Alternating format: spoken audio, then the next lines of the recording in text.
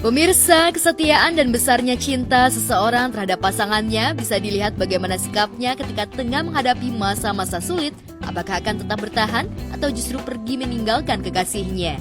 Hal ini dibuktikan oleh seorang pria yang memilih tetap bertahan mendampingi kekasihnya yang tengah berjuang melawan kanker ovarium.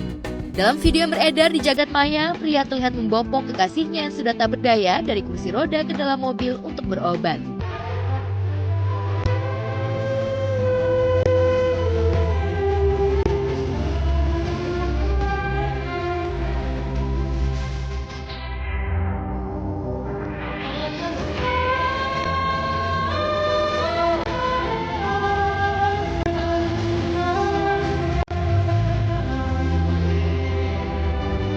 Wanita yang sedang berusaha untuk sembuh atau sedang berusaha melawan penyakitnya dibantu dengan pasangan itu, gua jujur ngeliatnya emang sedih banget ya. Kayaknya struggle banget, harus struggle antara si ceweknya yang sedang sakit dan cowoknya, pasangannya yang emang ngebantuin dia banget gitu. Dan gua ngeliatnya bahwa it's a true love gitu, itu cinta sejati banget. Kesetiaan pria ini dalam merawat dan menemani kekasihnya berjuang untuk sembuh rupanya menuai pujian dari warganet. Apalagi pria ini memang tipe pria yang setia, pasalnya pria ini tak pernah sekalipun meninggalkan kekasihnya, baik saat kekasihnya dalam keadaan sehat hingga kekasihnya itu jatuh sakit.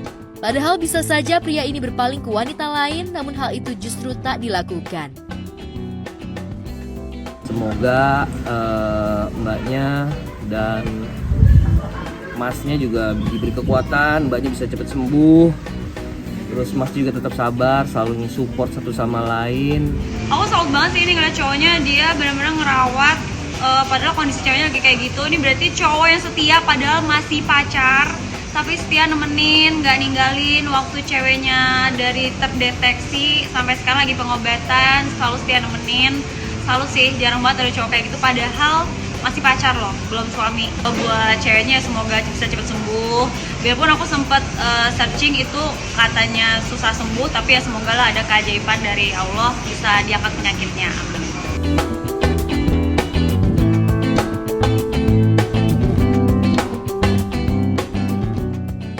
Sementara itu, pasca pulang liburan, bobot tubuh Judika naik drastis hingga 4 kilo. Hal ini tentu saja membuat Judika tak nyaman lantaran sangat mengganggu saat dirinya tengah bernyanyi di atas panggung.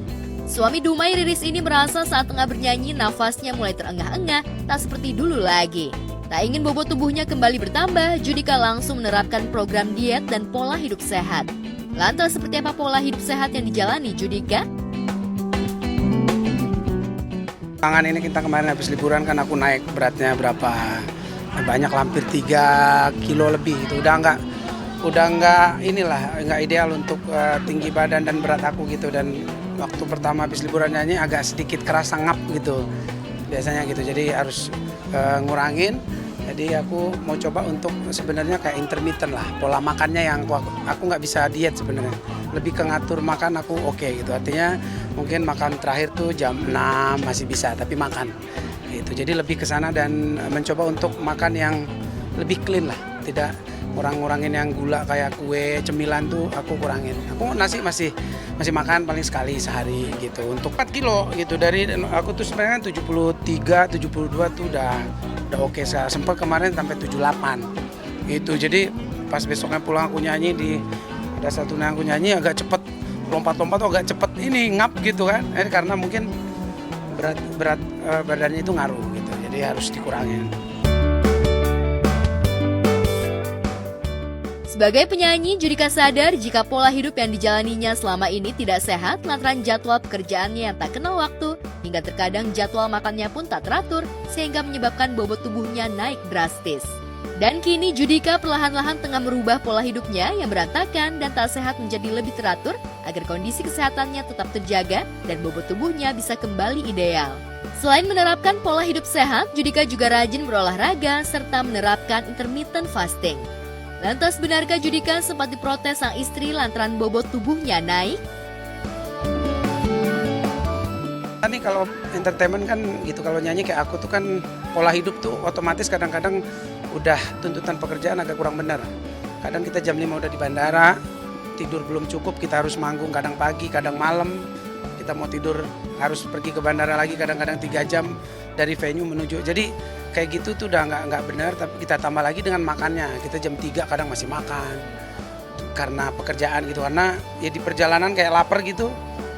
Ya kita jadi makan gitu loh. Harusnya kan jam 9, jam 10 kan yang sehat tuh udah tidur gitu. Nah cuman karena tuntutan pekerjaan dan akhirnya ikut tuh. Harusnya kita fight jam 3 kita masih belum tidur, ya udah mau nggak mau harus apa kayak buah kayak gitu atau air putih. Cuman kita kadang nggak tahan gitu, lihat teman-teman anak band pada makan ngunyah enak banget tuh, wah ngikut gitu. Nah itu yang susah. Akunya sebenarnya dia mah support, iya kamu ya udah kamu ini deh gitu, kamu kurangin aja ini kan. Paling cocok tuh intermittent gitu, artinya mengatur pola makan aja. Itu juga masih bolong-bolong. Yang penting gue kadang-kadang mah yang penting happy lah. Gue kurangin ya, gue juga nggak terlalu berat-berat amat.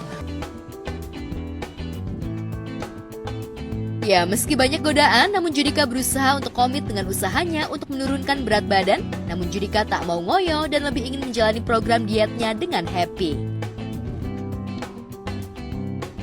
1,5 kilo tuh, tapi setelah itu nanti ke 3 kilo agak berat tuh, gitu. Karena kayak misalnya sekarang dari 78 mencapai 70 tuh berat. Itu biasanya ya kita butuh 2 bulan, 3 bulan yang rajin nih. Untuk ya olahraga, atur makan itu aja aku masih bisa. Aku saya 70, 72 tuh udah, karena kekurusan juga tulang muka aku tuh muncul gitu. Ada orang yang memang kurus tapi tulang pipinya nggak kelihatan. Kalau aku tuh mungkin bataknya tuh kuat tuh, tulangnya tuh tajam. Jadi kalau terlalu kurus tuh kayak orang kurang makan gitu, kayak kurang gizi gitu. Jadi kayaknya di 70 aku oke lah, 72 tuh udah paling kurus lah. Olahraga.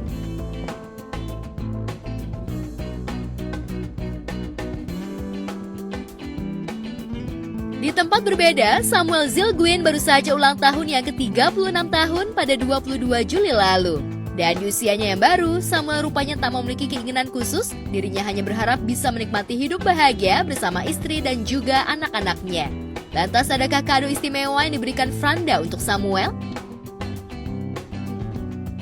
Umur panjang, sehat selalu, murah rezeki, banyak berkat. Dikasih kado apa sini sampai wah, ada gedung. Banyak lah. Ya, di usianya yang sudah menginjak 36 tahun, Samuel rupanya kini lebih rajin berolahraga demi menjaga kesehatannya. Selain hobi olahraga golf, Samuel rupanya juga menekuni olahraga lari. Dalam akun Instagramnya, Samuel membagikan momen saat dirinya mengikuti ajang lomba lari yang digelar di Jakarta beberapa waktu lalu.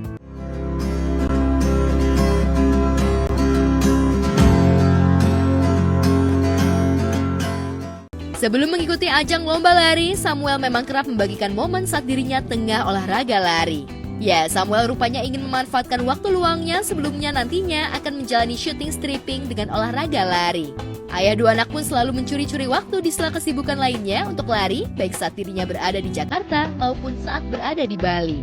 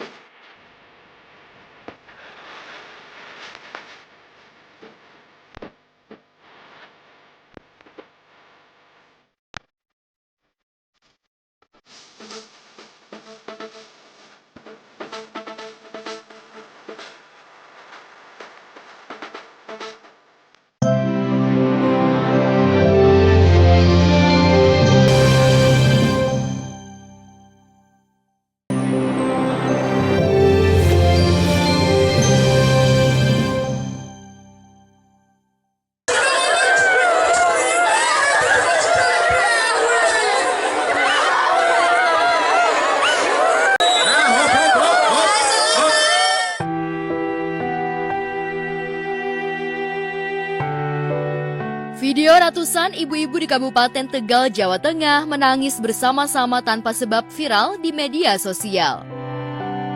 Mereka berada di sebuah tempat itu tampak kompak menangis, bahkan ada yang histeris. Ternyata peristiwa ini bukan karena berkalang duka, melainkan karena mereka sedang mengikuti lomba menangis.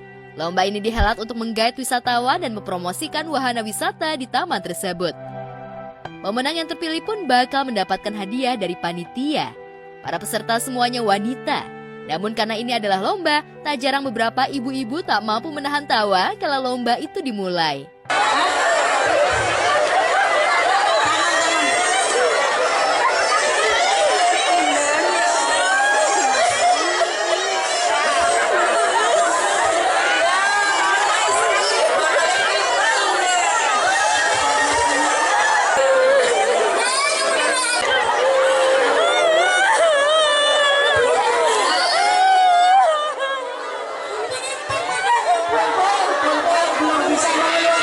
Ya tapi nggak apa sih, seru sih kalau kayak begitu kan, namanya juga ibu-ibu kan, ibu-ibu juga mungkin bukan acting lagi ya, mungkin dia udah mempunyai satu pengalaman hidup, dia nangis karena kehidupannya yang membuat dia nangis ya, mungkin dia bukan acting lagi, nangis beneran ya, jago kali. Tentu saja lomba anti mainstream ini menarik perhatian halayak luas. Para ibu-ibu itu dituntut berakting nangis demi merengkuh hadiah. Ragam cara dilakukan ibu-ibu peserta agar tangisnya terlihat natural. Ada yang menjerit, ada pula yang meraung-raung.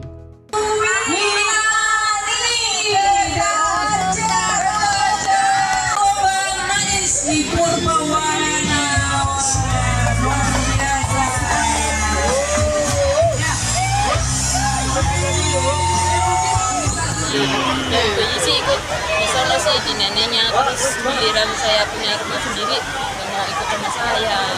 Itu yang dipikirkan saat itu sampai ibu nangis. Udah persiapan apa-apa. Nggak persiapan apa-apa aja. Jadi spontanitas kayak gitu ya. Setelah di ACC, alhamdulillah untuk pendaftaran itu secara online aja nyampe melebihi batas. Akhirnya tak stop karena tidak, ini sih tempatnya kurang, kita hanya 200 kuota.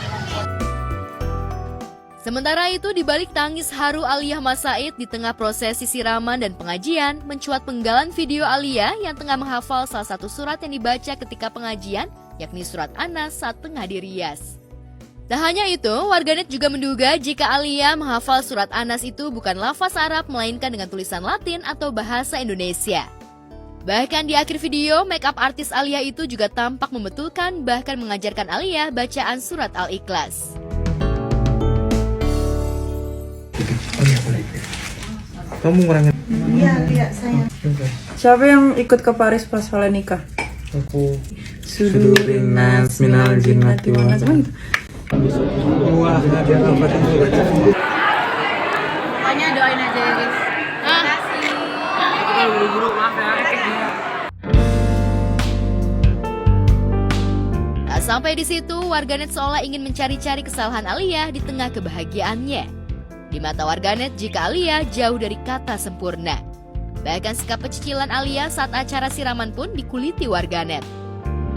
Calon istri Thorik itu rupanya dinilai bertingkah pecicilan kendati memiliki garis keturunan bangsawan dari pihak sang ayah. Momen itu terlihat ketika Aliyah menerima uang kereweng hasil penjualan dawet. Tak ada sedikit pun momen haru layaknya kebanyakan acara siraman dan pengajian. Aliyah justru banyak mengumbar senyum serta tampak antusias saat memegang tampah berisi uang kereweng.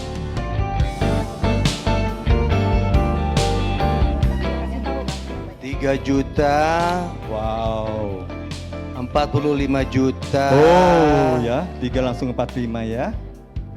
500 juta. Oh langsung setengah miliar ya. 1,5 M. Wah 1,5 M.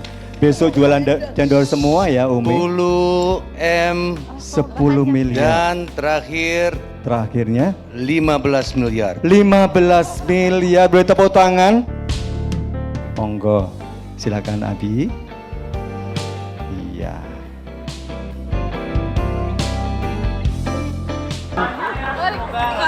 Doanya seperti apa? Mungkin mohon doanya. Gak ada penyempitan ya kak? Semua dilancarkan.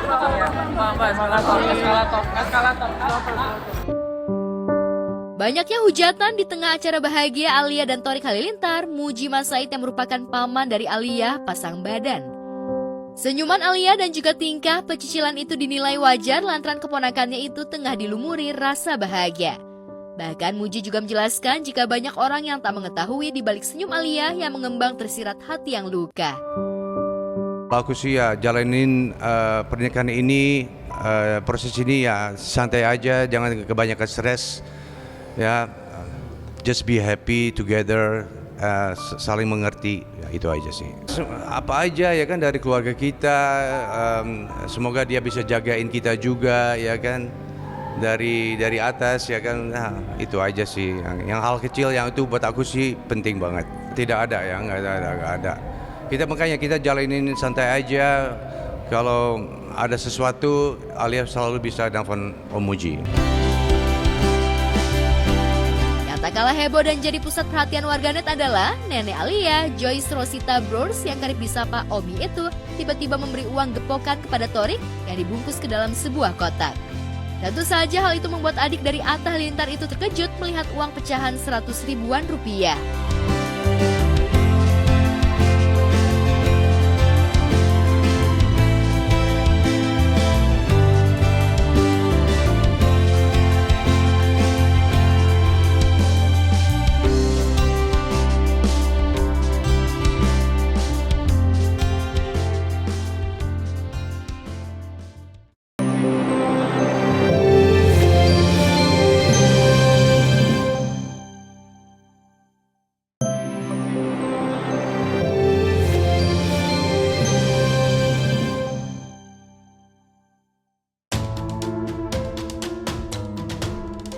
Pemirsa, aksi petugas Satpol PP di Medan, Sumatera Utara yang diduga mengusir penjual roti di area CFD viral di media sosial.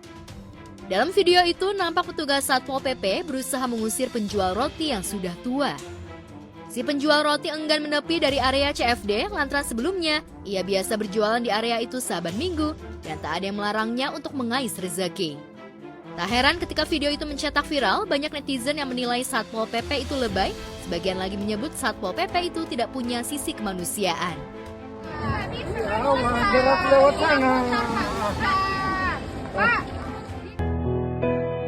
Suatu saat nanti kan ku gantikan tugasmu ayah.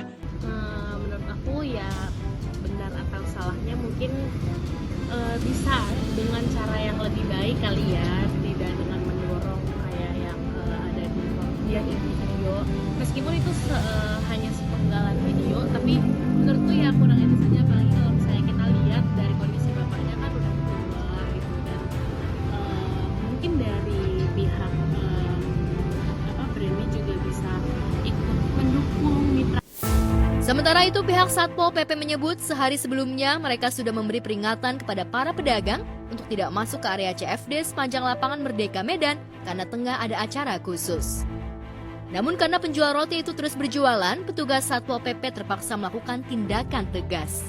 Jadi sebenarnya si bapak yang berjualan kan sudah kita larang ya, sudah kita larang untuk masuk ke area CFD untuk berjualan, tapi beliau tetap nekat. Dan anggota kita yang perempuan juga sudah melarang. Tapi mungkin ya karena ada event dia mau berjualan, itu yang kita lakukan. Dan dia juga sudah menerobos barisan yang penutupan jalan yang dilakukan oleh teman-teman di SUB. Sementara para adik kebaya juga mau jalan, dia masih tetap di situ, makanya sedikit agak kita dorong. Di sisi lain, simpati terus berdatangan kepada kakek penjual roti. TikToker terkenal Medan membuat video di mana dirinya berdialog dengan si kakek penjual roti, seraya membeli roti-roti yang tidak terjual karena larangan di area CFD itu. Pak Amir ini kalau hari Minggu jualan di CFD ya Pak. Setelah warga Marendal, Pak Amir itu jualan tuh di seputaran Jalan Marendal, Simpang Kongsi, stasiun, sampai pesantren Al-Husna ya Pak ya. Nah, kalau aku sih lebih bagus kita beli, kita support dibanding kita komentar-komentar saling menyalahkan di sosial media.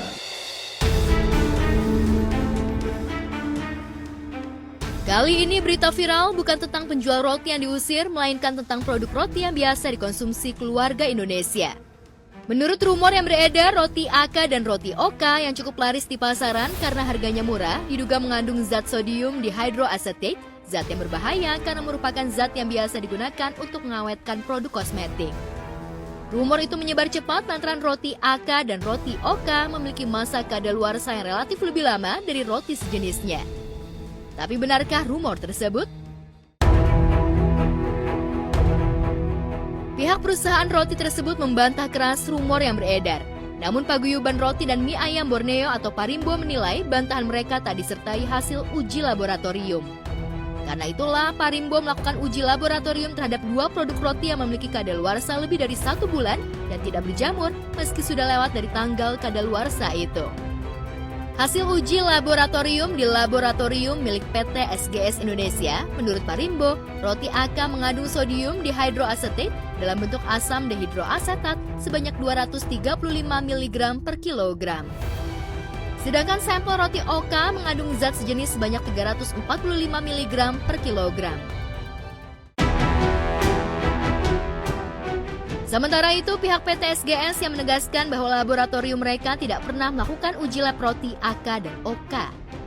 Melalui surat tertanggal 15 Juli 2024, PT SGS Indonesia mengklarifikasi bahwa hasil lab yang dirilis Parimbo bukan hasil yang didapat di laboratorium mereka. Pihak roti AK dan OK pun menyatakan bahwa produk roti mereka sudah lulus BPOM RI dan telah mendapatkan izin edar untuk seluruh variannya. Lalu benarkah ada persaingan bisnis roti yang tidak sehat di Indonesia? Pakai pengawet kosmetik kayak gitu kayaknya enggak banget ya, membahayakan kesehatan. Berbahaya, berarti kita harus lebih hati-hati dalam memilih produk makanan.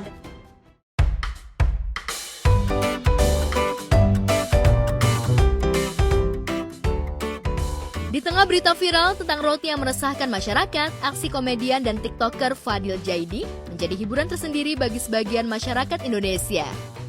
Kejahilan Fadil dalam sejumlah konten YouTube-nya sukses bikin kesal sekaligus mengundang tawa masyarakat. Terlebih bila Fadil juga menjahili Pak Muh ayahnya. Seperti pada video berikut, Pak Muh sampai tak tahu bagaimana harus mengekspresikan kemarahannya kepada Fadil. Sekarang kita ke papa dulu. Pak, Bapak namanya siapa? Muhammad Fadil. Muhammad. Umur berapa? 62. 62. Saya mau tanya ya Pak ya. Iya nak. Jika anak tuyul sekolah kelas 6 SD, maka bekal apa yang dia bawa? A. Nasi goreng dompet. B. Nasi goreng kabel kebakar. C. Roti isi lahar Semeru. A. Nasi goreng dompet. Oh iya, jawabannya betul A. Bapak tahu bapak yang nganterin anak tuyulnya ya? Sebentar. Kalau namu ke rumah keong udah pernah belum Pak? Enggak muat. Iya jangan ya Pak ya. Kalau mencetin komedo wewe gombel udah pernah belum? Jangan ya Pak, jangan ya. Jangan ya Pak ya, nanti disuruh nyusu ya Pak ya. Yang bener sih. Jangan ya. Saya kasih tahu aja salah kalau nanya apa-apa ya. Konten YouTube yang baru 3 hari dirilis itu sudah 2 juta kali ditonton. Sementara channel YouTube komedian bertubuh subur ini sudah memiliki 5,57 juta subscriber. Belakangan Ibunda Fadil yang akrab disapa Mama Ida pun seringkali muncul di konten YouTube-nya. Mama Ida juga sering menjahili Pak Muh suaminya. Mah, Mama udah pernah gantiin popoknya Godzilla belum? Jangan ya Ma ya, jangan. Kalau nyari kutu landak udah pernah belum? Jangan.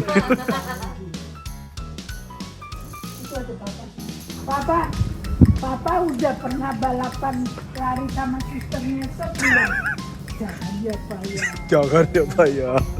Astagfirullahaladzim, mama anak udah jual sekarang. Pak, kalau jadi wali nikahnya gajah duduk bisa nggak Pak? Jangan ya Pak ya.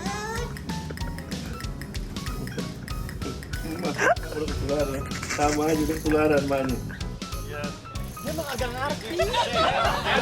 Ya kalau ada yang minta foto aja bingung, kenapa? Katanya gitu. Berbeda dengan Mama Ida, Pak Muh yang juga akrab dengan sederet selebriti termasuk Ayu Ting Ting seringkali tidak tahu kalau bahan bercandanya dengan Fadil dijadikan konten. Pasalnya mereka memang keluarga yang suka ngebanyol dan saling menjahili sehingga sudah biasa di-prank. Kalau dari aku sih ya namanya juga kita suka bandel ya, nggak masalah. Tapi kalau sama Kak Islam lihat baru jadi masalah. Nggak ada orangnya lagi.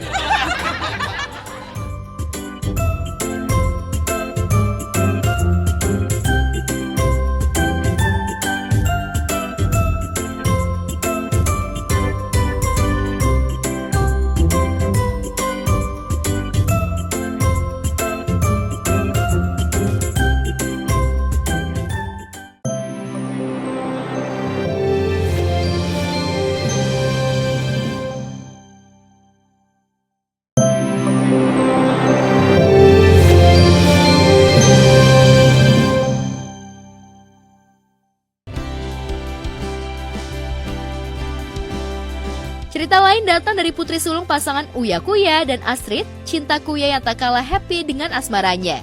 Cinta yang tak lagi jomblo dan tengah merajut kasih dengan seorang pria bule. Belum lama ini, Cinta mengajak kekasihnya untuk berlibur ke pantai Dewata, Bali. Tak hanya berdua, tentu saja liburan keduanya ditemani oleh ibunda tercinta Astrid. I want to show you me. Oh yeah, this is her third time showing me her picture.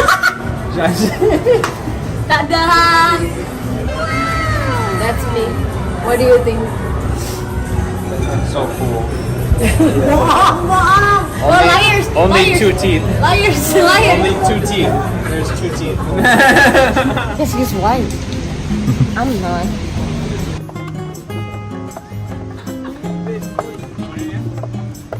Oke, Tin. Bisa nggak? Baru punya A6. Kita mau surfing. Liatin kita surfing. Tadi kalau main surfing emang harus menguruskan badan. Karena kalau udah badan kayak gini pas naik ke atas tuh ngangkat badan itu berat banget.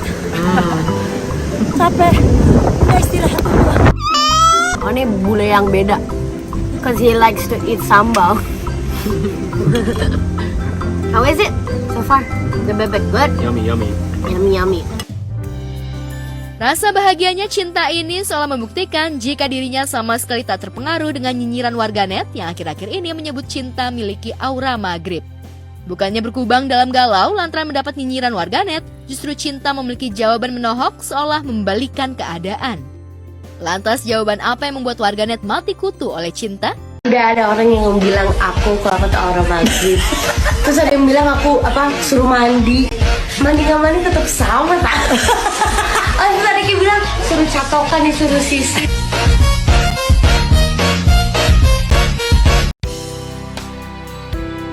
Jauh sebelum Cinta, sederet selebriti juga kena cap aura maghrib.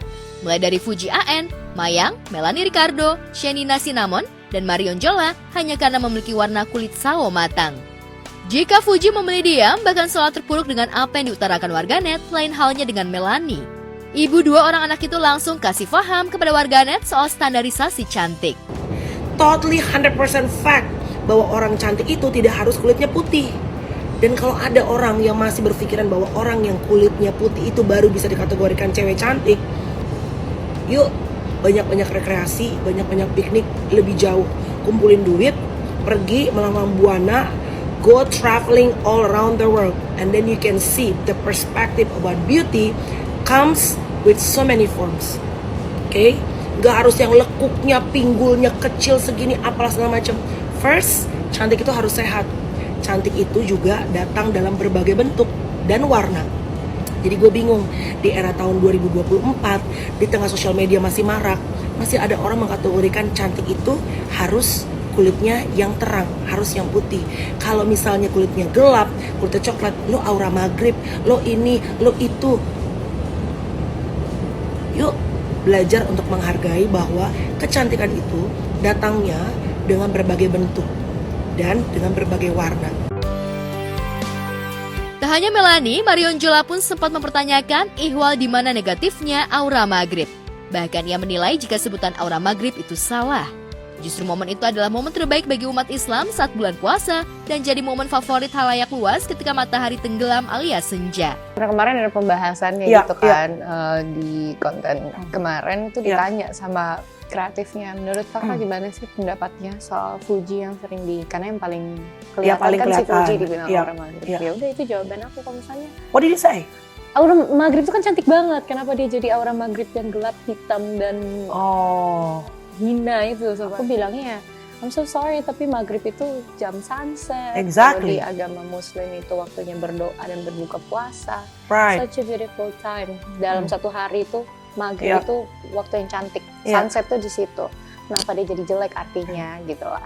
Secara nggak langsung maksud aku adalah aku nggak setuju aja sama orang-orang. Kenapa sih emang kalau punya kulit yang gelap, kuning langsat atau apapun warnanya tuh harus diberikan julukan, harus dikomentari seakan-akan itu berbeda dan jelek. Gitu. Menurut aku itu cuma bagian dari cara mereka, bentuk mereka untuk meng-hate orang aja karena mereka nggak suka, jadi mereka benar. konekin begitu.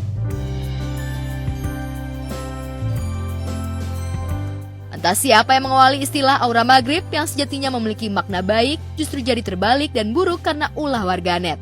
Tentu saja yang menjadi sasaran adalah selebriti tanah air yang dinilai wajahnya tak memancarkan cahaya. Masih kecil kan aku kulitnya udah tan, Kak. Dulu tuh aku suka digangguin emang sama keluarga kan hitam, malah hitam gitu. Tapi aku suka aja, maksudnya nggak masalah hitam. I never hated myself karena aku punya mama yang selalu bilang, mama punya anak paling cantik, paling perfect, paling ini, mamaku tuh gitu. Jadi aku tahu aja aku paling cantik. Terus saat aku jadi model, aku banyak dapat komplimen, oh my god, your skin. Gitu. Kalau ketemu bule gitu kan orang selalu kasih komplimen kan. Jadi aku tahu aja the skin of mine is very different and very beautiful and one of a kind gitu. Padahal sebenarnya bukan one of a kind, kebanyakan orang Indonesia juga kulitnya gini tapi jarang embrace. Karena kamu artis. Gitu. Jadi untuk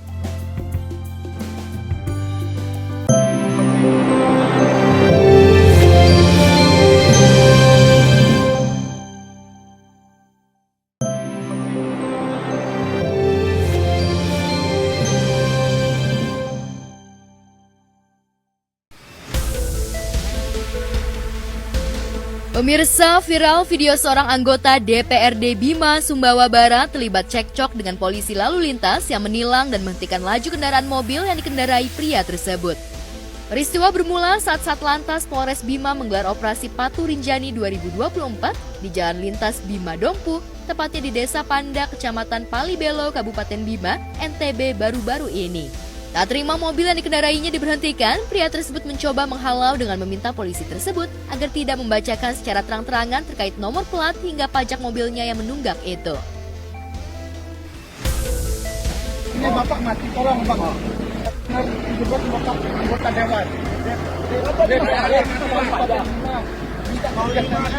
Minta mati tahun 2020.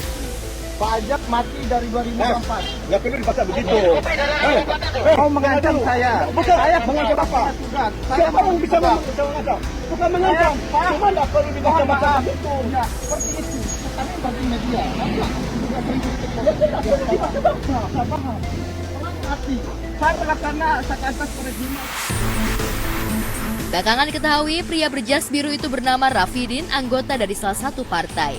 Peristiwa cekcok antara anggota DPRD Bima dengan anggota polisi lalu lintas itu yang diunggah sejumlah akun seperti @instalombok dan @interkatif itu dengan cepat viral dan menjadi perbincangan di masyarakat luas. Sebenarnya kembali lagi bahwa suatu saat ketika kita memilih pemimpin kita, berhati-hati, lihat moralnya, lihat etikanya, itu harus diperhatikan.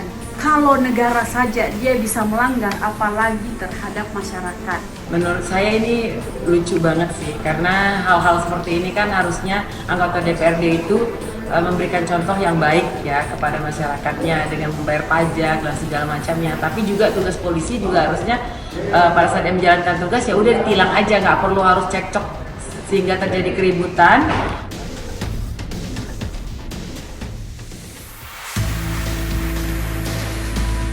Sementara itu di lain waktu dan peristiwa, momen yang tak kalah viral ditunjukkan seorang pengendara motor yang diduga berpura-pura kesurupan saat hendak ditilang polisi.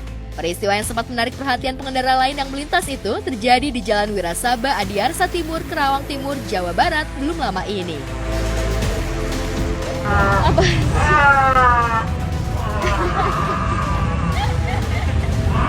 Segera kena kalung, Bob. Siapa? Makasih.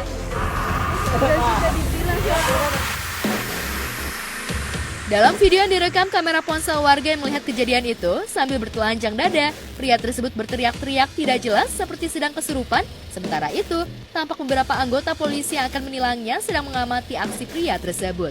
Tingkah laku lucu pria itu pun mengundang warga menyaksikan kejadian tersebut. Lucu ya, karena di Indonesia tuh percaya dengan supernatural. Jadi kan ada kejadian-kejadian yang nggak masuk akal seperti itu, makanya dia pura-pura seolah dia kesurupan atau apa. Tapi emang itu kejadian di Indonesia, jadi emang perlu dikonsum gitu. Jadi kemungkinan itu bisa dilakukan. Jadi dulu bener apa enggak nih? Baru berproses baru bisa dinilai gitu. Makanya itu orang melakukan seperti itu.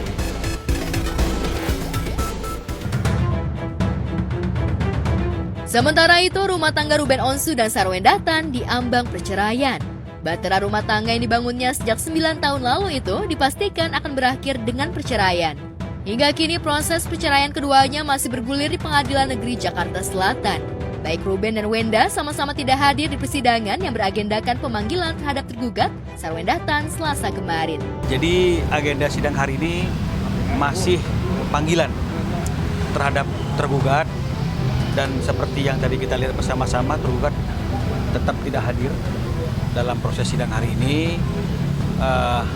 Jadi majelis hakim masih memberikan kesempatan untuk memanggil lagi tergugat 1 minggu ke depan. 1 minggu ke depan tergugat tetap tidak memenuhi panggilan, maka 1 minggu ke depannya lagi itu adalah kesempatan terakhir bagi tergugat untuk hadir dalam persidangan. Jika panggilannya sah, tetap tidak hadir, maka kemungkinan proses persidangan ini akan berjalan tanpa kehadiran tergugat.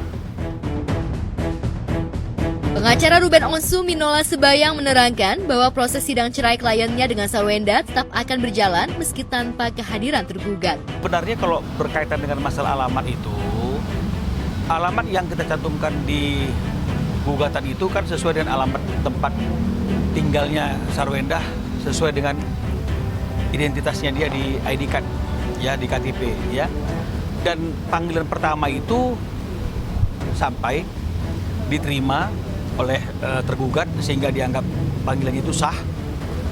Namun panggilan kedua itu mereka tidak menerima, ya, tidak menerima sehingga panggilan tersebut dikembalikan ke pengadilan. Ya. Setelah kita mencari tahu dan berkomunikasi, akhirnya kita mendapatkan satu alamat domisili daripada tergugat yang hari ini kami sampaikan sebagai perubahan alamat tergugat, sehingga pihak pengadilan selanjutnya akan memanggil tergugat di alamat di mana tergugat berdomisili hari ini. Kalau nanti dari pengadilan ada panggilan kedua, kami diskusi lagi dengan klien. Kalau memang kami tidak hadir kami sampaikan, tapi kalau memang kami harus hadir kami juga akan daftarkan surat kuasa. Ditanya soal kemungkinan Ruben dan Sarwenda rujuk, ia berkilah akan mengikuti terus proses persidangan sampai akhir. Lantas bagaimana pula dengan hak asuh anak? Siapakah yang berhak mengasuh ketiga anak-anak Ruben dan Wenda itu? Minola mengungkap kalau kliennya berjanji akan menjawab semua pertanyaan yang selama ini menjadi teka-teki dan penasaran publik. Saya belum bisa kasih gambaran mengenai masalah indikasi rujuk atau tidak. Yang bisa saya sampaikan, kita ikuti deh prosesnya sampai akhir. Nanti pasti akan kelihatan apakah rujuk atau tidak rujuk. Seperti yang kemarin saya sampaikan, pada waktunya setelah proses ini selesai, proses ini berakhir, klien saya berjanji bersama-sama dengan saya itu kemungkinan baru akan menjelaskan kepada teman-teman media semuanya agar tidak terjadi kesimpang siuran informasi, tidak ada orang yang berspekulasi lagi tentang apa yang terjadi, dan kemudian semuanya akan dijelaskan secara terang benderang. Selagi proses cerainya panas bergulir di Pengadilan Negeri Jakarta Selatan, beredar lagi video podcast Ruben yang berurayan air mata, curhat soal pernikahannya dengan Wenda sempat dituding settingan. Meski Ruben dan Wenda berhasil membuktikan tudingan netizen meleset dengan menunjukkan keharmonisan rumah tangganya, kenyataannya kini Ruben dan Wenda diambang perceraian setelah 9 tahun berumah tangga. Itu dibilangnya drama. Saya menikah sama istri saya sudah berapa ya pernikahan itu 8 tahun. Itu dibilangnya masih settingan. Jadi buat saya ya memang hidup itu ada orang baik dan orang jahat. Sementara itu, sadar dirinya terancam akan menjadi single parent, Sarwenda kini justru lebih memilih fokus mencari uang dengan semakin giat berjualan secara online. Fokusnya cuma satu, kerja,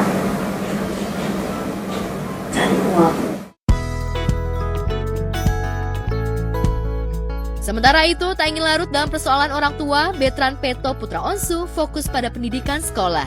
Ia siap melanjutkan ke jenjang kuliah dengan mengambil jurusan komunikasi.